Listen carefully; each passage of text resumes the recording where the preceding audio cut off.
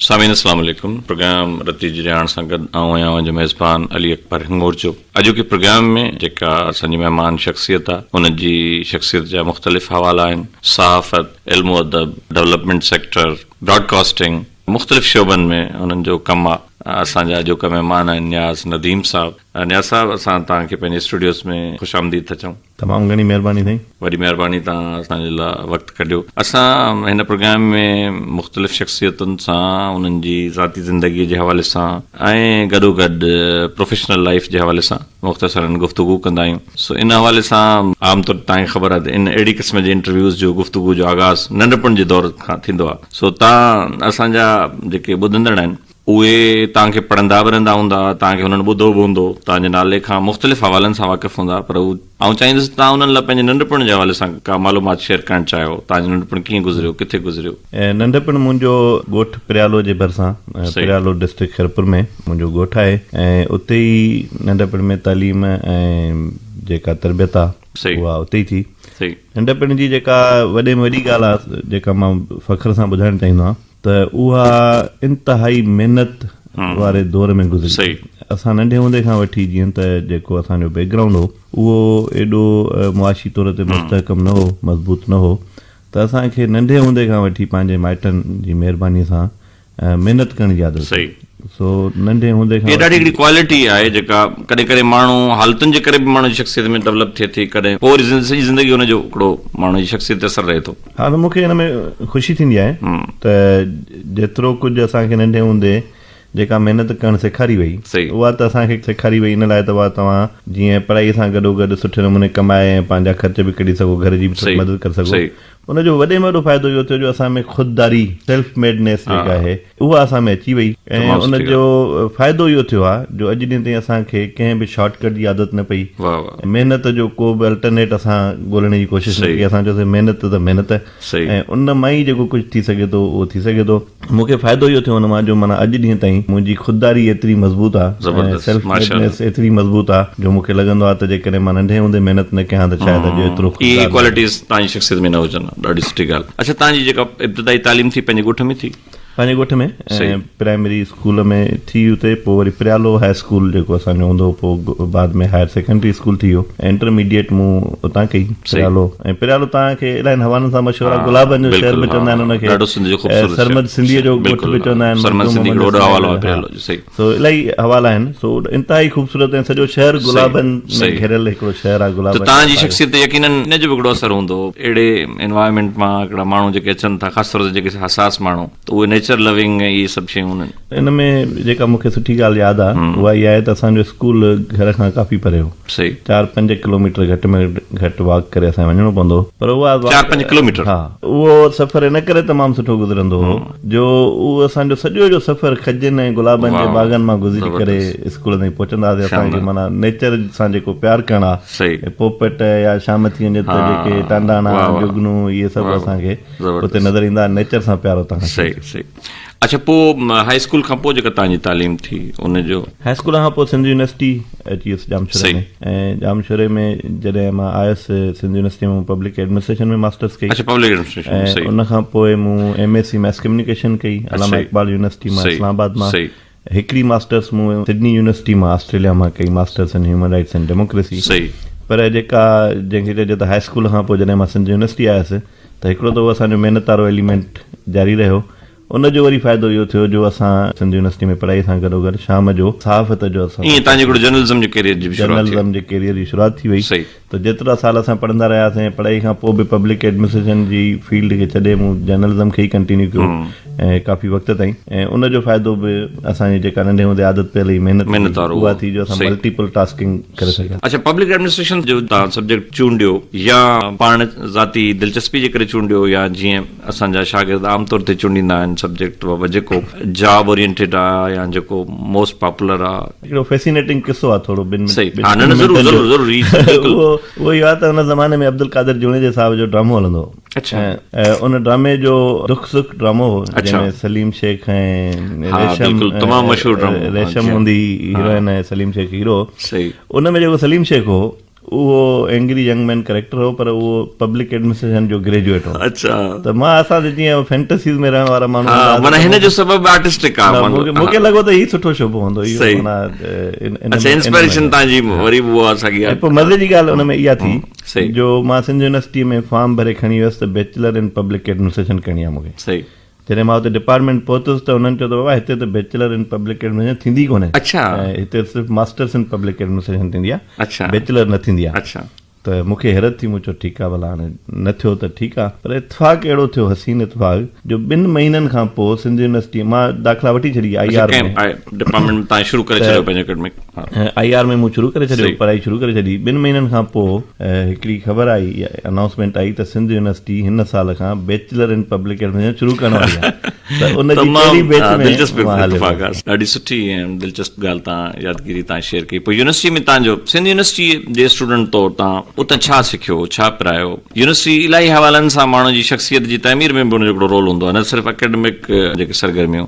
जॾहिं मां सिंध यूनिवर्सिटी आयुसि त मुंहिंजो अदबी बैकग्राउंड हो। शाइरी सां दिलचस्पी मुंहिंजी हाई स्कूल जे ज़माने खां शुरू थी वई हुई, लिखण पढ़ण जे फील्ड सां तालुक़ु हो। ऐं जीअं ई मां सिंध यूनिवर्सिटी आयुसि त उन सां गॾोगॾु सहाफ़त जो सफ़र बि शुरू थियो, त अदब ऐं सहाफ़त प्लस जेका असांजी एजुकेशन आहे उहा शुरू थी वई। यूनिवर्सिटी जे ज़माने में मूं सिखियो इहो, जंहिं मुंहिंजी शख़्सियत साज़ी में बि वॾो कमु कयो, उहो हो त मल्टीपल फ्रेंड्स ते तव्हांखे इंसाफ़ कीअं करिणो आहे। तव्हां मूंखे पढ़ाई करणी, ऐं पढ़ाई में मां शुक्र आहे त पोज़ीशन होल्डर रहंदुसि मोस्टली, पहिरियों ॿियों टियों, कॾहिं कॾहिं सफ़ा अगरि सुठी परफॉर्मेंस न हुजे त 4थे नंबर ते हलियो वेंदुसि, 5 नंबर ते हलियो वेंदुसि, पर मोस्टली टॉप 3 में मां रहंदुसि।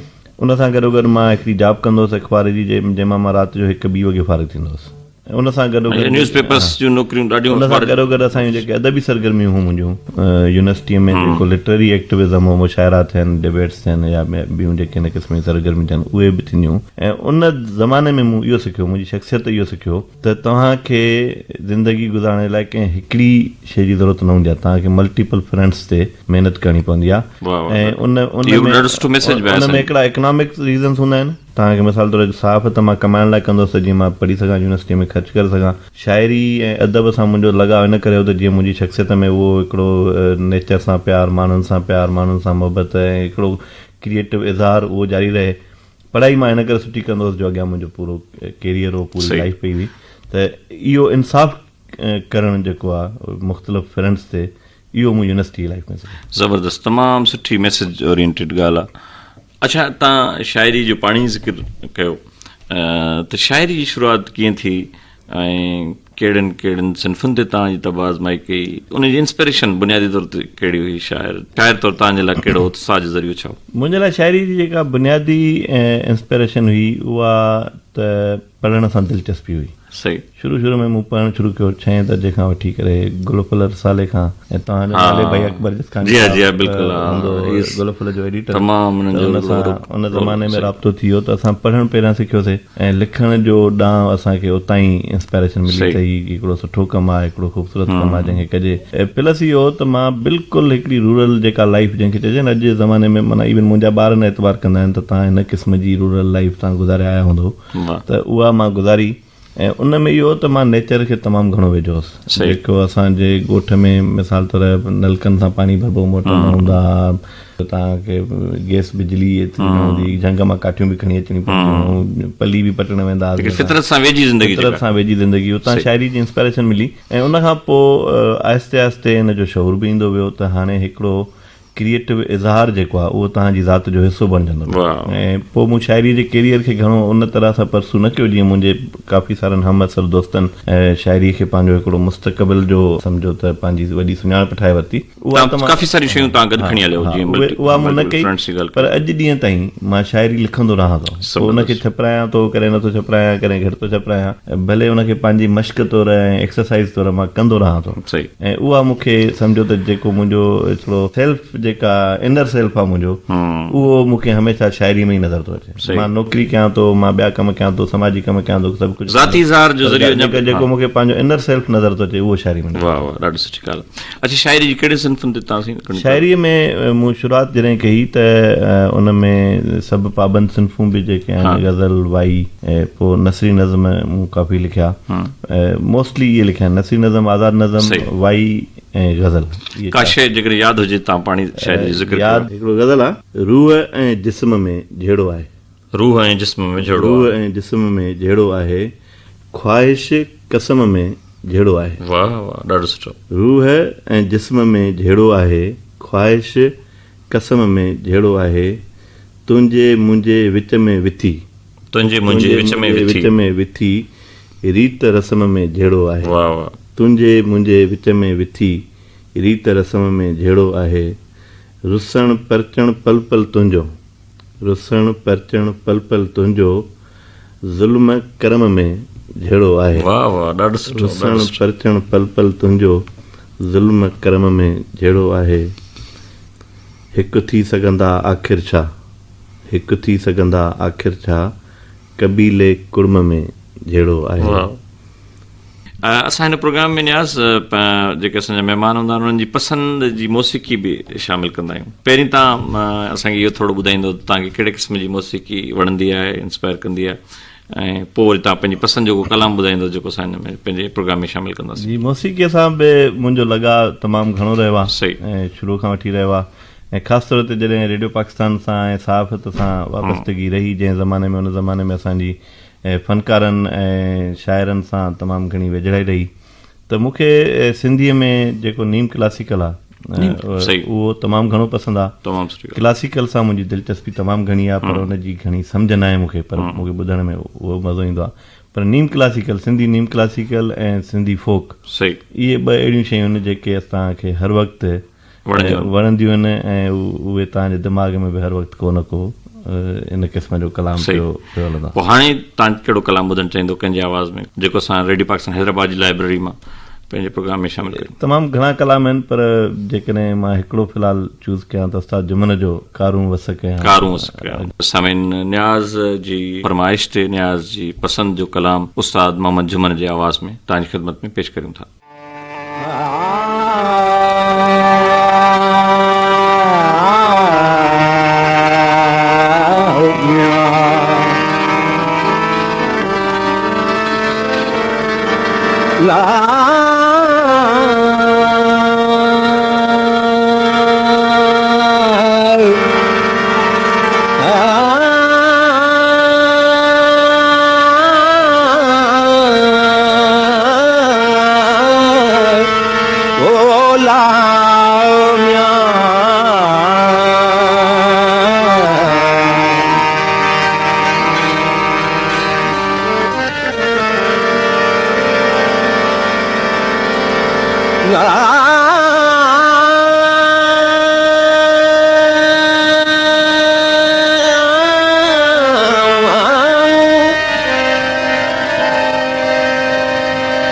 अजूड़ी अणजान मूं त संग सुञाणी न कयो,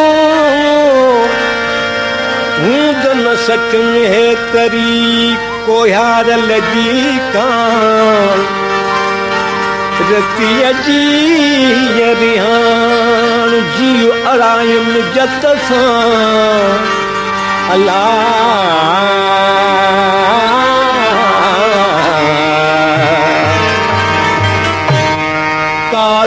वस कया में, कारूं वस कया में, कारूं वस कया में, कारूं वस कया में, कारूं वस कया में, हाय हाय लगे दूर नाम मुझो हो तुम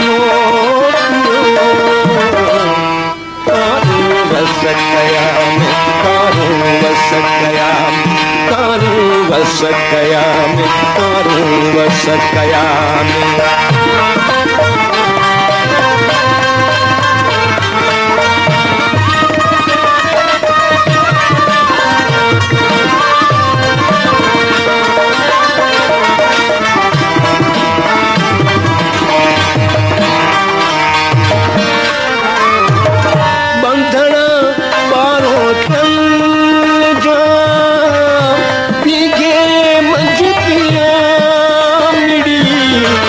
बंधन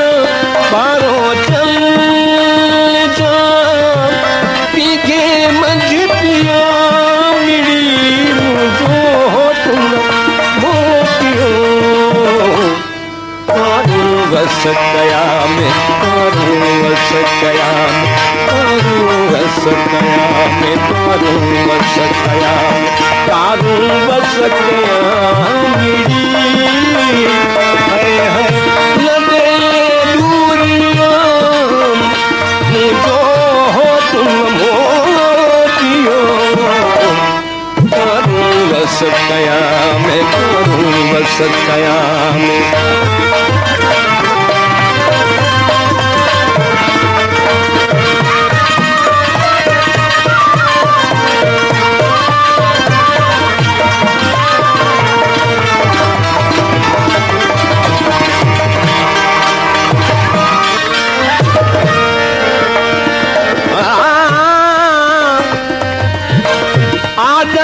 आहुड़ा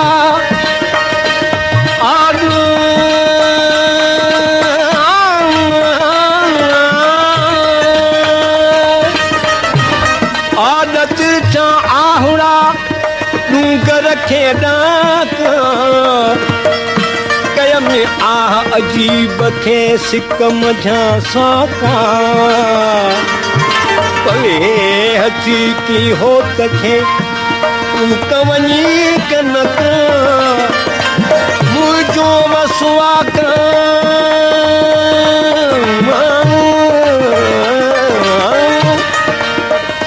मुझो वसवाक पर बुधण कम परोच जो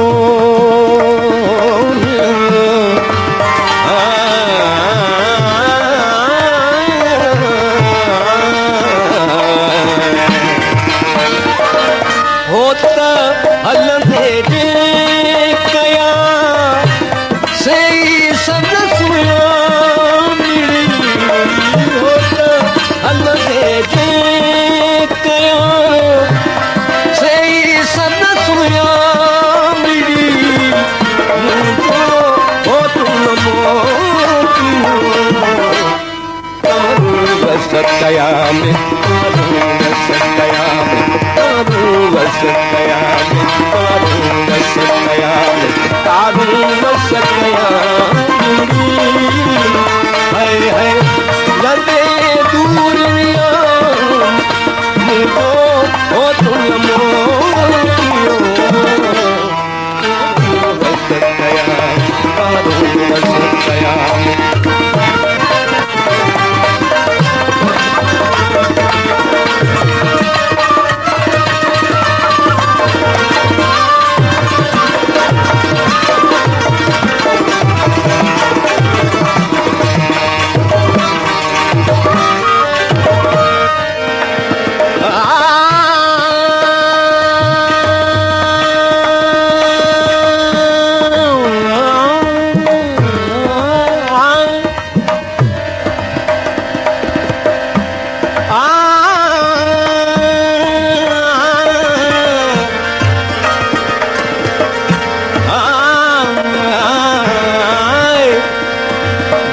वॾो बार घणो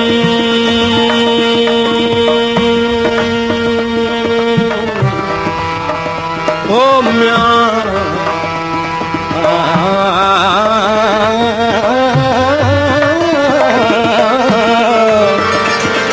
बरु वॾो बार घणो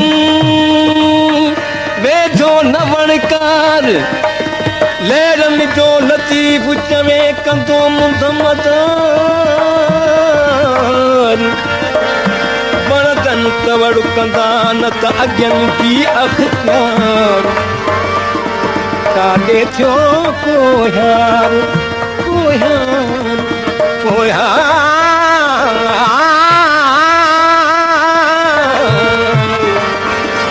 काॾे थियो कोहार काॾे थी हथ खणा Ola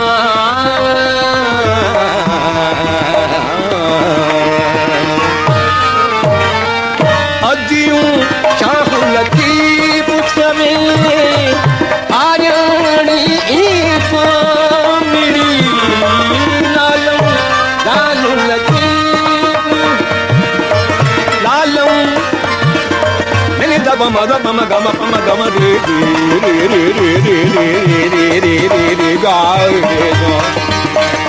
Mama gama de ga de sa mama gama de ga de sa da da ma da mama gama de ga de sa ni da ma da ma da mama gama kan ni da ni da ma da mama gama da da ma da mama gama de da re sa sa sa sa da re sa sa sa sa da re sa sa sa lalu lalu lati puchve aarani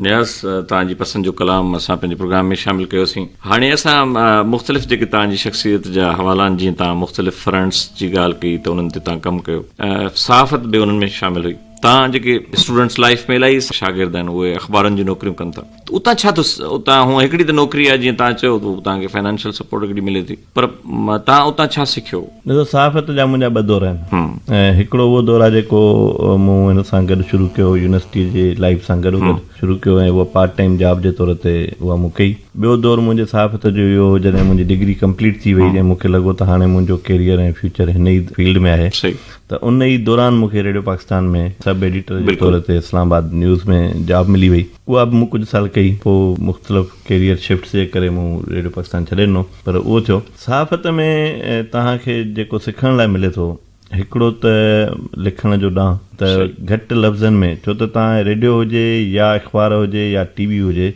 तव्हांखे word इकोनॉमीअ ते ऐं time जी इकोनॉमीअ ते घणो focus करणो आहे। सो तव्हां communication जा जेतिरा बि मीडियम्स आहिनि, अख़बार हुजे, रेडियो हुजे या टीवी हुजे, तव्हांखे इहो सिखणो थो पवे त घटि लफ़्ज़नि में वॾी ॻाल्हि या घटि लफ़्ज़नि में मुकमिल ॻाल्हि कीअं करे सघिजे थी ऐं उहा माण्हुनि ताईं कीअं पहुचाए सघिजे थी। कम्युनिकेशन खे क्लियर केतिरो रखिणो आहे, माण्हुनि ताईं मैसेज खे क्लियर केतिरो रखिणो आहे, इहो मूं हमेशह सहाफ़ती जेको दिलचस्पियूं हुन मां सिखियो। मुंहिंजो ख़्याल आहे सहाफ़त में जेका कम्युनिकेशन जी क्लियरिटी आहे उहा मूं सिखी आहे। ज़बरदस्त, तमामु सुठो। अच्छा, उन खां पोइ तव्हां सहाफ़त में जीअं अख़बार जी बि ॻाल्हि कई, रेडियो पाकिस्तान सां बि, रेडियो पाकिस्तान जे ख़बरुनि वारे शोबे सां बि तव्हांजी वाबस्तगी रही, त मुख़्तसिरन ज़िक्र उनजो बि थी वञे। रेडियो पाकिस्तान सां हिकिड़ो त ख़बरुनि जे शोबे में फुल टाइम जॉब वारी वाबस्तगी रही, ॿियो हिन ई स्टूडियो में वेही जॾहिं असां अख़बार जे ज़माने में असां जॾहिं नौकिरी कंदा हुआसीं त हितां जे जेके अदबी प्रोग्रामनि में मूं काफ़ी वक़्त ताईं हिन ई स्टूडियो में हिन ई माइक जे साम्हूं वेही करे उहे बिल्कुलु ताज़ी थी वञनि। ऐं मूं हिन में काफ़ी सारा बुक रिव्यूज़ किताबनि ते तबसरा उहे मूं रिकॉर्ड कराया रेडियो पाकिस्तान हैदराबाद जे लाइ। तव्हांजो ई ऐं असांजो गॾियल दोस्त इरफान अंसारी साहिबु ऐं नसीम मिर्ज़ा साहिबु उन्हनि जा प्रोड्यूसर हूंदा, उन्हनि जे हूंदे असां ही कमु कयोसीं। त रेडियो पाकिस्तान ऐं ॿियो इस्लामाबाद में जॾहिं रेडियो जे हिकिड़ो ॿियो मुख़्तलिफ़ मीडियम हो ऐं हुन में वञी करे जेको असांजो न्यूज़ जो शोबो आहे, हुते वञी करे असां पंहिंजे सीनियर्स खां तमामु घणो सिखियो। ऐं हुते अख़बार में तव्हांखे हिकिड़ी ॿी आदत पहिरियों हूंदी आहे त उहा तव्हां ख़बर तफ़सील सां लिखंदा आहियो, पर रेडियो में अञा तव्हांखे वधीक कंसाइज़, वधीक प्रिसाइज़ ऐं सेकंडनि जे हिसाब सां ख़बर जी जेका लेंथ आहे तव्हांखे उहा लिखणी पवंदी आहे, त उन में अञा वधीक ऐं ऑब्जेक्टिविटी बि। असां अख़बार में वरी बि प्राइवेट मीडियम आहे त हुते ऑब्जेक्टिविटी हली वेंदी आहे, सब्जेक्टिविटी हली वेंदी आहे, पंहिंजा पंहिंजा ओपिनियंस भली वेंदा आहिनि। पर रेडियो पाकिस्तान में जेको असां सिखियो उहो इहो सिखियो त तव्हांखे ख़बर ऑब्जेक्टिव ऐं फैक्चुअल कीअं ॾियणी आहे। त उहो बि तमामु घणो असांजो कमु ॾाढी सुठी ॻाल्हि आहे। अच्छा, उन खां पोइ तव्हां डेवलपमेंट सेक्टर ॾांहुं आहियो ऐं डेवलपमेंट सेक्टर नौकिरियुनि जे मौक़नि जे हवाले सां तमामु उन में मौक़ा मौजूदु आहिनि। असांजा काफ़ी सारा नौजवान इन तरफ़ वञण बि चाहींदा हूंदा ऐं जेके असांखे ॿुधंदा बि हूंदा, त इहो थोरो ॿुधाइजो त डेवलपमेंट सेक्टर तरफ़ तव्हांजो कीअं वञणु थियो? हा, उन में हीअं थियो जो मूं में हिकिड़ी अर्ज़ु त हूंदी त सिर्फ़ु तव्हां हिकिड़ी शइ ते फोकस न रहो। रेडियो पाकिस्तान में जॉब मिली वई त माना इहो थी सघियो पियो त मां सिर्फ़ु उन ई नौकिरी ताईं महदूद रहां ऐं वधीक कुझु, पर मुंहिंजी ज़ात में हमेशह हिकिड़ी अर्ज़ु रही आहे त तव्हां मां जेको कुझु कयां थो ऐं अॼु बि ईअं आहे, माना हेतिरी उमिरि थी आहे, हेतिरो कैरियर थियो आहे, अॼु बि ईअं आहे त मां हर वक़्तु इहो सोचींदो आहियां त हीउ जेको कुझु मां कयां थो 1 2 3 इहो त कयां थो न, पर मूंखे एडिशनल छा करणु खपे। त ईअं ई रेडियो पाकिस्तान जी जॉब कंदे मां एडिशनल जेको असांजो स्किल्स हुया उहे सिखण लाइ मूं वॉलंटियर कमु शुरू कयो डेवलपमेंट सेक्टर में, बिना पैसनि जे, बिना कंहिं उनजे कमिटमेंट हुननि जे तरफ़ां जेका फाइनेंशियल कमिटमेंट, मां वेंदो हुउसि सिखण जी नियत सां। जॾहिं मूं सिखणु शुरू कयो कमु त मूंखे हुन में दिलचस्पी बि लॻी ऐं उनजो बि अगेन बैकग्राउंड जीअं त डेवलपमेंट पॉलिटिक्स ऐं सहाफ़त जे करे उहो सेक्टर मूंखे ॾुखियो न लॻो, दिलचस्प लॻो। ऐं जॾहिं मां हुन में वियसि त पोइ उते जॾहिं मूंखे जॉब्स ऑफर थियूं त पहिरियां मां पार्ट टाइम रेडियो जे हूंदे कई, हुन खां पोइ फुल टाइम, ऐं मूंखे पोइ लॻो त जेकॾहिं तव्हांखे जॉब सां इंसाफ़ करिणो आहे त बहितर आहे तव्हां हिकिड़ो कैरियर जो डिसीजन वठी करे हुन डायरेक्शन में हलणु शुरू कयो, त उहो थी। ऐं डेवलपमेंट सेक्टर में बि नौजवाननि लाइ इहा ई गुज़ारिश त तव्हांजी हर शइ ॿीअ ते बिल्ड थी करे, तव्हां मिसाल तौरु नंढे हूंदे खां अगरि तव्हां में महिनत जी आदत पियल आहे, तव्हां नंढे हूंदे खां सेल्फ मेड माण्हू आहियो, ज़रूरी न आहे त तव्हां उन ई शोबे में तरक़ी कई हुजे, तव्हां शोबा मटाए बि सघो था, तब्दील बि करे सघो था, पर कमिटमेंट ऐं जंहिं शोबे खे तव्हां सिलेक्ट था कयो पोइ उन जूं जेतिरियूं बि रिक्वायरमेंट्स आहिनि उहे पूरियूं करणु। मां हिन में तव्हां नंढो मिसाल ॿियो ॾियां त पब्लिक एडमिनिस्ट्रेशन खे त मूं इस्तेमालु न कयो डिग्री खे, मास्टर्स जी डिग्री खे, छो त मां सहाफ़त में हलियो हुयुसि, पर जॾहिं मां सहाफ़त जे पीक ते हुउसि, मिडल ऑफ कैरियर में हुउसि, त मूंखे इहो रियलाइज़ थियो त जेकॾहिं मूंखे जर्नलिज़म कंटिन्यू करिणो आहे त मूंखे मैस कम्युनिकेशन जी डिग्री हुजणु खपे। त रेडियो पाकिस्तान जी जॉब सां गॾोगॾु मूं मैस कम्युनिकेशन में पढ़णु शुरू कयो ऐं MSc डिग्री वरिती। मूं चयो त जेकॾहिं मूंखे कैरियर हिन में ई ठाहिणो आहे पंहिंजो रेडियो पाकिस्तान में या जर्नलिज़म में या मीडिया में, त मूंखे उहा डिग्री रिलेवेंट हुजणु खपे। पोइ इतफ़ाक़ थियो त मां डेवलपमेंट सेक्टर में हलियो वियुसि। वरी डेवलपमेंट सेक्टर में 5-7 साल कमु करण खां पोइ मूंखे लॻो त हाणे हिन जी लाॻापियल डिग्री हुजणु खपे, छो त हिन में बि हिकिड़ो मैसेज आहे असांजे नौजवाननि लाइ त तव्हां मतिलबु जीअं तव्हांजो कैरियर ग्रोथ करे पियो तव्हांखे ईअं पंहिंजी स्किल्स लाॻापियल जेके स्किल्स आहिनि ऐं जेके लवाज़मात आहिनि उहे तव्हांखे हासिल करणु घुरिजे। ईअं न आहे त तव्हां अॼु तव्हां रेडियो था कयो ऐं सुभाणे तव्हांजी दिलि चए त मूंखे ॿियो कुझु करिणो आहे, तव्हां उहो करणु शुरू थी वञो। तव्हांखे हुन सां गॾोगॾु पंहिंजा स्किल्स तब्दील करणा पवंदा, एडॉप्ट करणा पवंदा, एड करणा पवंदा, ऐं मूं ईअं ई कयो। ऐं पोइ इहो सिखण जो जेको अमल आहे त मां जॾहिं डेवलपमेंट सेक्टर में वियसि त 5-7 साल हुते जॉब करण खां पोइ मूं हिकिड़ी उन सां लाॻापियल डेमोक्रेसी एंड ह्यूमन राइट्स में मास्टर्स जी डिग्री मूं वरिती, सिडनी यूनिवर्सिटी मां स्कॉलरशिप ते वरिती, पर उहो बि हिकिड़ो शानदार एक्सपीरियंस हो। उन खां पोइ इहो फ़ाइदो थियो जो मुंहिंजे कैरियर में वॾियूं मेजर तब्दीलियूं आयूं ऐं प्रोग्रेस थी मुंहिंजी, छो त हिकिड़ी इंटरनेशनल डिग्री तव्हांजो जेको थिंकिंग जो होराइज़न आहे उनखे चेंज करे थी, ऐं उहो जॾहिं तव्हां ॿाहिरां पढ़ी था अचो तव्हांजो सोच जो अंदाज़ बदिलिजे थो, तव्हांजो एक्सपोयर बदिलिजे थो, तव्हांजूं जेके स्किल सेट आहे, कम्युनिकेशन स्किल्स आहिनि उहे बहितर थियनि था, त उहे थींदा रहिया। डेवलपमेंट में मुंहिंजो जेको घणो एक्सपीरियंस आहे उहो गवर्नेंस सेक्टर जो आहे, गवर्नेंस, डेमोक्रेसी, ह्यूमन राइट्स, इन शोबे में मूं कमु कयो, एडवोकेसी मुख़्तलिफ़ मसइलनि ते, त उहो हले थो। ऐं उन में वरी तमामु घणा उन जा पासा आहिनि, पर बुनियादी मूं पंहिंजो जेको नज़रियो या आइडिया रखियो आहे उहो इहो आहे त तव्हां जेको कमु कयो उनखे एक्सेल उन में करण जे लाइ तव्हांखे रिक्वायर्ड जेतिरा बि स्किल्स आहिनि उहो हासिल करणु घुरिजे, उनखे अपडेट करणु घुरिजे।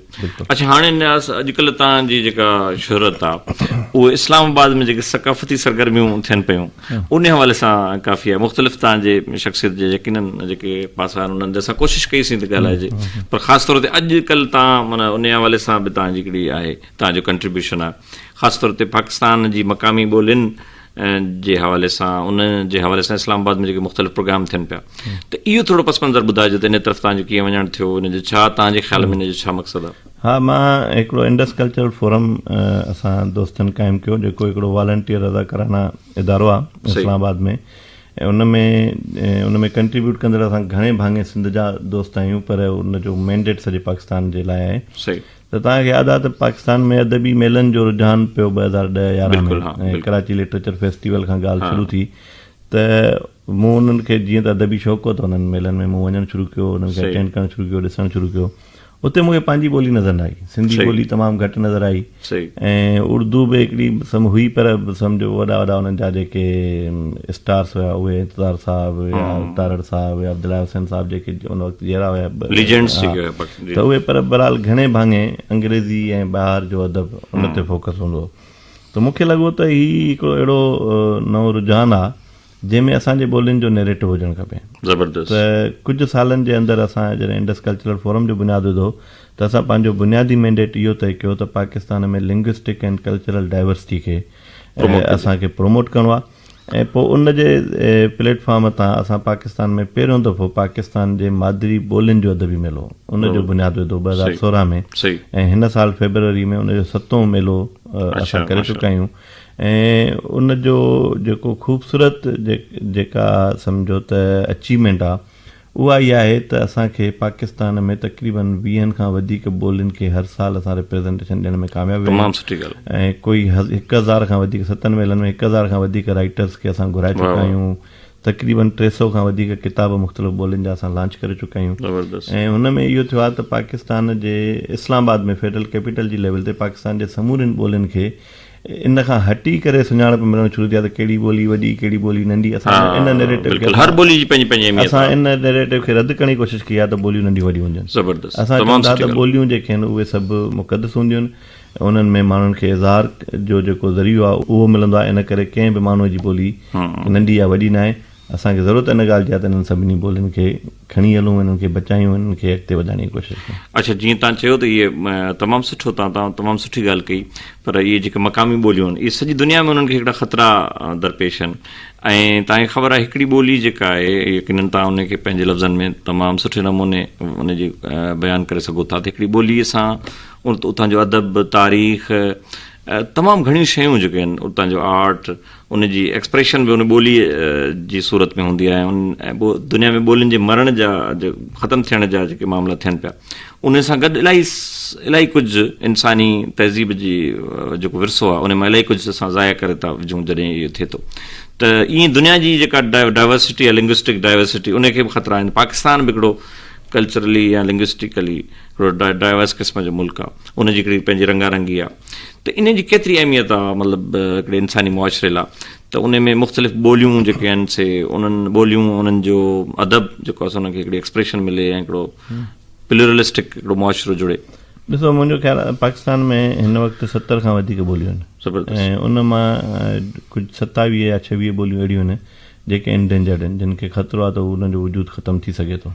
ऐं यूनेस्को इहो डिक्लेयर कयो आहे त पाकिस्तान में जेके लिंग्विस्टिक डाइवर्सिटी आहे उनखे अगरि बचाइणो आहे त पाकिस्तान जूं घटि में घटि 27 ॿोलियूं अहिड़ियूं आहिनि या 26 ॿोलियूं अहिड़ियूं आहिनि जिन खे बचाइणु फौरी तौर ते उहे सम्झो त वेंटिलेटर ते आहिनि, उन्हनि खे न बचायोसीं त उहे ख़तमु थी वञूं। कुझु ॿोलियूं डेवलपमेंट जे मुख़्तलिफ़ मरहलनि ते एंडेंजर्ड न आहिनि बि त उन्हनि खे प्रोमोट करण जी ज़रूरत आहे। ॾिसो, जॾहिं ॿोली हिकिड़ी मरे थी त उन सां गॾोगॾु ईअं न आहे त कंहिं माण्हूअ जो जेको ॿोलीअ में इज़हार करण जो ज़रियो आहे उहो ख़तमु थी वियो। उन ॿोलीअ में घटि में घटि सालनि ऐं सदियुनि जो त न सदियुनि जो, हज़ारनि सालनि जो बि विरसो मौजूदु आहे, जंहिंमें लोक ॾाप आहे, तव्हांजी इवन क्लाइमेट चेंज आहे, तव्हांजो जेको कल्चरल हेरिटेज आहे, ॿियूं केतिरियूं शयूं अहिड़ियूं आहिनि जेके हुन सां गॾोगॾु दफ़न थी वञनि।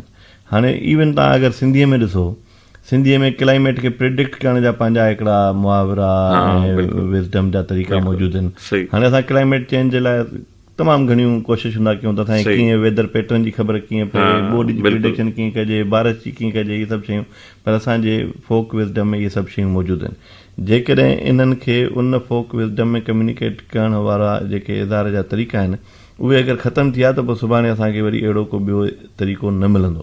त इन करे जेकॾहिं ख़ुदा न ख़्वास्ता का बि ॿोली ख़तमु थी वञे त उन जे अंदरि जेके यूनिक जेका नॉलेज आहे उहा उन सां गॾु ख़तमु थी वञे।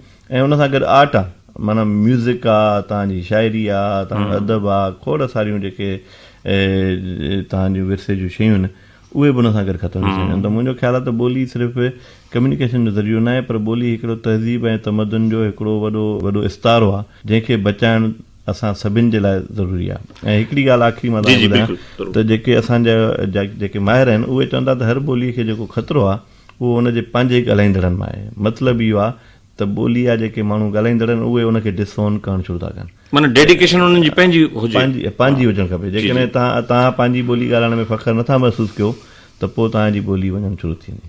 सही, तमामु सुठी ॻाल्हि। ऐं चाहींदुसि त को आख़िर में न्याज़ मैसेज असांजे ॿुधंदड़नि लाइ हुजे, उन खां पोइ असां इजाज़त वठूं पंहिंजे इन प्रोग्राम मां। ॾिसो, मूंखे हिकिड़ी शइ हमेशह फैसिनेट कंदी आहे त ज़िंदगीअ में हिकिड़ा कम हूंदा आहिनि पंहिंजे लाइ करण जा या पंहिंजे सर्वाइवल जे लाइ करण जा, हिकिड़ा कम हूंदा आहिनि समाज जे लाइ जिन में तव्हांजो को गुज़र सफ़र रोज़गार जो तालुक़ु न हूंदो आहे। मुंहिंजो ख़्यालु इहो आहे त तव्हांखे इहे ॿई कम गॾोगॾु करणु खपनि। तव्हांखे बिल्कुलु पंहिंजे फैमिलीअ जूं पंहिंजे ज़ात जूं ज़िम्मेदारियूं ऐं रोज़गार जूं ज़िम्मेदारियूं खणण सां गॾोगॾु को न को हिकिड़ो कमु अहिड़ो करणु खपे जेको तव्हां चई सघो त वाह हिन में मुंहिंजो को बि माली फ़ाइदो कोन्हे, को बि ज़ाती फ़ाइदो कोन्हे, पर इहो मां समाज लाइ थो कयां, मां सोसाइटी लाइ थो कयां। त उहो कमु हिकिड़ो तव्हां पंहिंजे लाइ तइ कयो, जेको बि हुजे, जंहिंमें तव्हां सम्झो त तव्हां कंट्रीब्यूट था कयो सोसाइटी जे लाइ, उहो कमु ज़रूरु करणु खपे। तमामु सुठो पैगाम नियाज़ नदीम, तव्हांजी वॾी महिरबानी, तव्हां जो की हिन प्रोग्राम में शिरकत कई। असांजी महिरबानी तव्हां असांखे